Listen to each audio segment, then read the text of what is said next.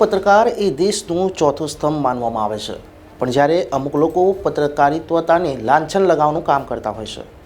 પત્રકાર દેશનો અવાજ છે, પત્રકાર જનતાનો અવાજ છે. પત્રકારોનું કામ દરેક સમસ્યાઓ સરકાર સુધી પહોંચાડવાનું હોય છે. અમદાવાદમાં આવેલ એક ખાનગી ન્યૂઝ ચેનલના પત્રકારો ઉપર ખંડણી માંગવાનો આરોપ લગાવવામાં આવ્યો છે. વટવામાં રહેતા એક વ્યક્તિને અજાણ્યા નંબરથી ફોન કરીને એક મહિલાએ ફોન કરીને કહ્યું હતું કે ક્રાઇમ બ્રાન્ચમાંથી બોલું છું, તમારી સામે કેસ થયો છે. જો કેસની પતાવટ માટે અમુક ડિમાન્ડ પત્રકાર દ્વારા કરવામાં આવી હતી. જો કે બીજા જ દિવસે યુવક યુવતીને સાથે જોતા સમગ્ર ભાંડો ફૂટી ગયો હતો અને વટવા પોલીસ સ્ટેશનમાં આરોપીઓ વિરુદ્ધ ફરિયાદ દાખલ કરવામાં આવી હતી.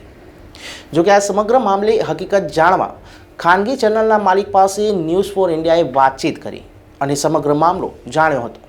જો કે આ મામલે હકીકત શું છે તે પોલીસ તપાસનો વિષય બન્યો છે. ત્યારે ખાનગી ન્યૂઝ ચેનલના માલિકે જણાવ્યું કે નિષ્પક્ષતાથી તપાસ થાય અને જે પણ ગુનેગાર છે તેને સજા મળે.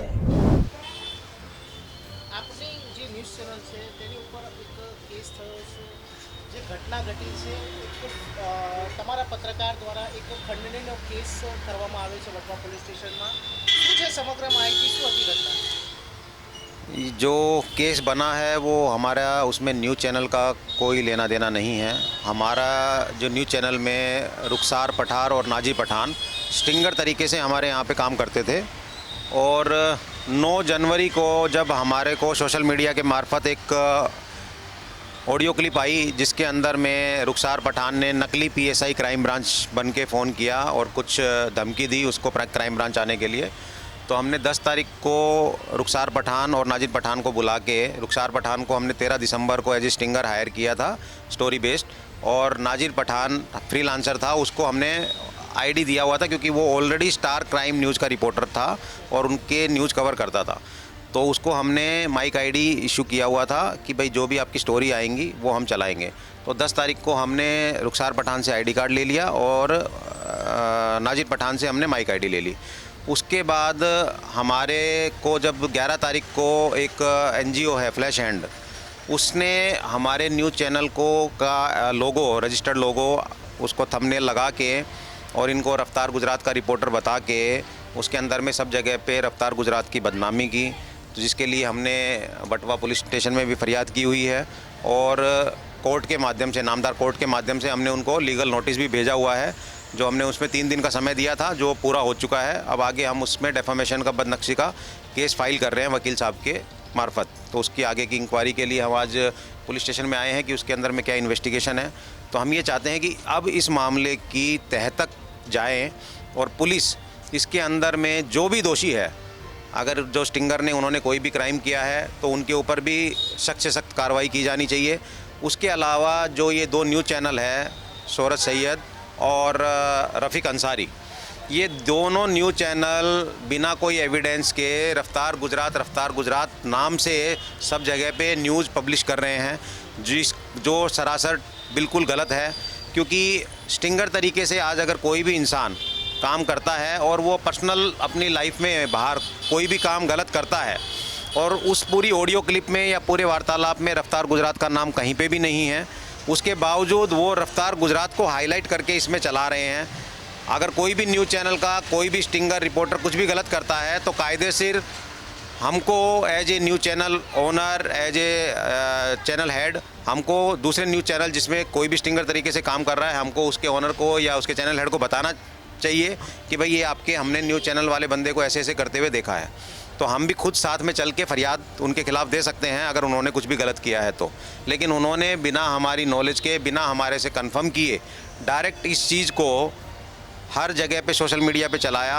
और कल हमने एक प्रेस कॉन्फ्रेंस रखी थी. जब उनको जैसे ही प्रेस कॉन्फ्रेंस के बारे में पता लगा तो उन्होंने ताबड़तोड़ जो फरियादी है सिकंदर अली, उसकी स्टेटमेंट्स उनको रटवा के रफ्तार गुजरात हर लाइन में बोलना है, उस तरीके की न्यूज़ सब न्यूज़ चैनल्स में चलवा दी जिससे कि रफ्तार गुजरात को बदनाम किया जा सके. तो हम चाह रहे हैं कमिश्नर साहब से, पुलिस से, कि इसके अंदर पूरी तह तक इन्वेस्टिगेट करें और अगर वो जो फ्लैश एंड लाइव जो एनजीओ के आड़ में कोई भी अगर गलत काम कर रहे हैं उनका भी पर्दाफाश होना चाहिए. अगर कहीं पे भी अगर हमारा रफ्तार गुजरात का भी कहीं भी इन्वॉल्वमेंट है तो उसकी जवाबदारी मैं लेता हूँ. अगर रफ्तार गुजरात की तरफ से आज तक कहीं पे भी कोई भी गलत काम हुआ हो तो उसकी टोटल जवाबदारी मैं लेता हूँ रफ्तार गुजरात के बिहाफ से। बाकी अगर उन लोगों ने कुछ भी पर्सनल अपने लेवल पे कुछ गलत किया है, नाजिम पठान और रुखसार पठान ने, तो कानून उसका पूरा इन्वेस्टिगेट करे। साथ में पहले भी नाजिम का भी कहीं जगह नाम आ चुका है, आपको ऐसा कुछ मालूम है? नहीं, मेरे को ऐसा कहीं पे भी उसका नाम आया है ऐसा मेरे ध्यान में कहीं नहीं है। और हमारे को मंथली उसकी 2 से 3 स्टोरी आती हैं, तो हमको जो उसमें लगती हैं वो हम उसको चढ़ाते हैं। और साथ में मैं एक आपके चैनल के माध्यम से पुलिस डिपार्टमेंट को एक दरख्वास्त और करूँगा कि इस मामले में जो फरियादी है उसको बोला गया है, वो बोला है कि उसने पैसा ऑफ़र किया उसको, नाजिम पठान को। तो मैं ये भी चाहूँगा कि पुलिस इस मामले की तह तक जाए और उसमें ये इन्वेस्टिगेट करे कि सामने वाला जो सिकंदर अली खान है उसने पैसे क्यों ऑफ़र किए, ऐसा क्या क्राइम उसने किया था कि जो उस मैटर को वो पटवाना चाहता था। तो हमेशा हम देखते हैं कि एक पत्रकार के ऊपर फरियाद होती है, सामने जो ब्राइब दे रहा है, रिश्वत जो दे रहा है, रिश्वत देना और लेना दोनों ही कानूनन जुर्म है। तो अगर वो सामने उसको रिश्वत दे रहा है तो कहीं ना कहीं वो भी एक कानून के दायरे में आता है, वो भी एक कटघरे में खड़ा होना चाहिए, उसके ऊपर भी कार्रवाई की जानी चाहिए, उसको भी पूछा जाना चाहिए, इन्वेस्टिगेट किया जाना चाहिए पूरा मैटर क्या था। क्योंकि मैं ना तो कभी सिकंदर अली खान से मिला, ना उसके भाई जिलानी से मिला। मुझे ये सारे नाम सब ये सब पिक्चर में आने के बाद, सोशल मीडिया पे ये वायरल होने के बाद किया गया, और ये सब होने के बाद अर्जी देने के बावजूद उन्होंने कल रफ्तार गुजरात को वापस से डिफेम किया है, बदनाम किया है। तो मैं प्रशासन से ये रिक्वेस्ट करूँगा, दरख्वास्त करूँगा कि इस मामले की तह तक जाएँ और निष्पक्ष रूप से पूरी जांच कराएं।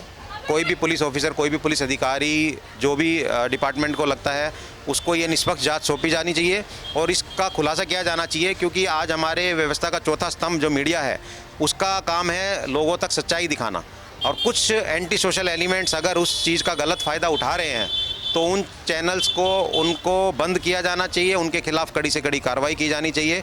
हम कोर्ट के माध्यम से तो उसके ऊपर केस कर रहे हैं डेफेमेशन का, बट साथ में मैं पुलिस से दरख्वास्त करूंगा कि वो पुलिस अपने लेवल पे इसके ऊपर पूरी सख्ताई से जांच करे और जो भी इसके अंदर में दोषी हैं, चाहे वो ये स्टिंगर दोषी पाए जाते हैं, उनको भी सजा दी जाए, और जो न्यूज़ चैनल हैं, जो फ्लैश एंड लाइव और AR भारत लाइव, उनको भी कड़ी से कड़ी सजा दी जानी चाहिए। ये मेरी मांग है। महिला जो है वो क्राइम ब्रांच के नाम से एक फ़ोन किया एक आदमी को और पैसे मांगे हैं।